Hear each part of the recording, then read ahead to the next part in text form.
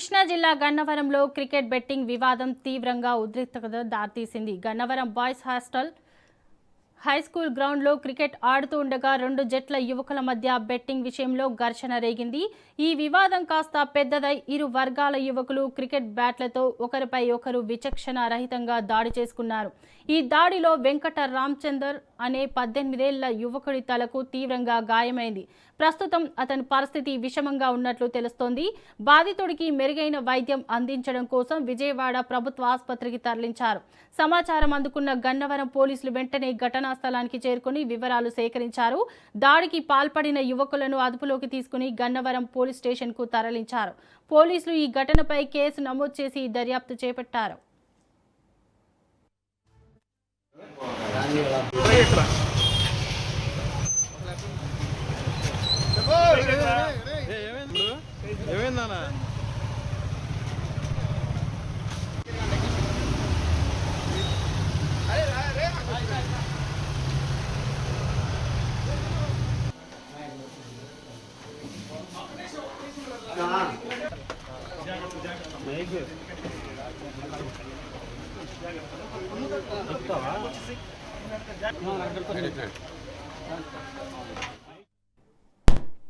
కృష్ణా జిల్లా గన్నవరంలో cricket betting వివాదం తీవ్రంగా ఉద్రిక్తతకు దారితీసింది.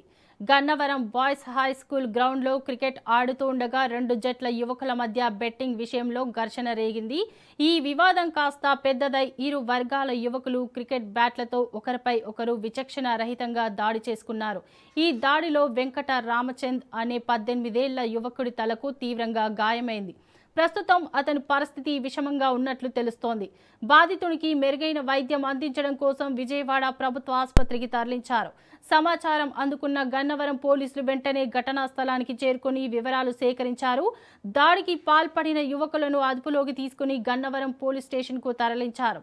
పోలీసులు ఈ ఘటనపై కేసు నమోదు చేసి దర్యాప్తు చేపట్టారు.